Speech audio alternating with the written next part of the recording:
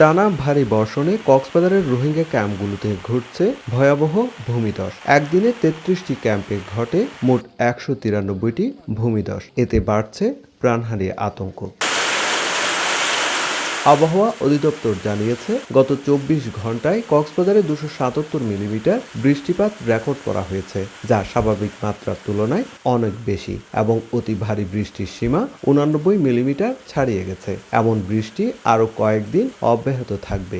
এতে ভূমিধসের ঝুঁকি আরও বাড়তে পারে বলে সতর্ক করা হয়েছে। বায়ুচাপের তারতম্যের আধির কারণে প্রচুর পরিমাণে মেঘ তৈরি হচ্ছে এবং এর কারণে আমাদের ভারী বৃষ্টিপাতের যে আশঙ্কা আছে পরবর্তী ৩ দিনের জন্য সতর্কবার্তা দেওয়া আছে এবং এই সময় ভারী বৃষ্টিপাত হলে সেটাতে অবশ্যই যে পাহাড়ি এলাকায় ভূমিধসের আশঙ্কা সেটা অবশ্যই থেকে যায়। ক্যাম্প ৯ থেকে ১৫ পর্যন্ত এলাকা সবচেয়ে বেশি ভূমিধস ও দুর্যোগ ঝুঁকিতে রয়েছে।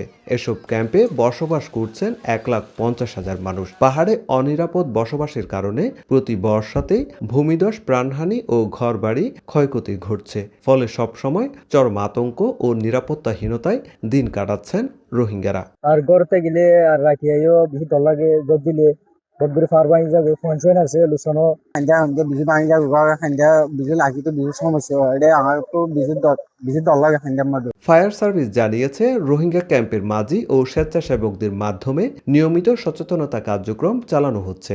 মাইকিং করে ঝুঁকিপূর্ণ বাসিন্দাদের ভারী বৃষ্টিপাতে দ্রুত নিরাপদ আশ্রয়ে যেতে সতর্ক করা হচ্ছে। মাইকিং এবং সচেতন করছি, যদি অতি ভারী বর্ষণ হয়, টানা বর্ষণ হয়, যেন শেল্টারে দ্রুত চলে যায়।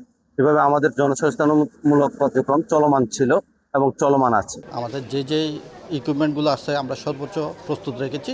আমাদের টিমটাও রেডি আছে, যে কোনো সময় যে কোনো প্রয়োজনে আমরা কাজ করব। তবে শরণার্থী ত্রাণ ও প্রত্যাবাসন কমিশন বলছে, অর্থ সংকটে ক্যাম্পের অনেক লার্নিং সেন্টার এখন আশ্রয়কেন্দ্র হিসাবে ব্যবহারের অনুপযোগী হয়ে পড়েছে। আর্থিক সংকটের কারণে লার্নিং সেন্টারগুলো প্রায় এগুলো অবস্থা ভালো না।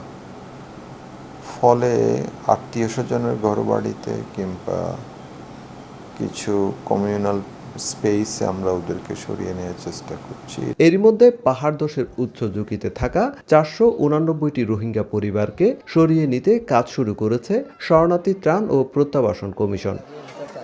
সুজাউদ্দিন রুবেল, সময় সংবাদ, কক্সবাজার।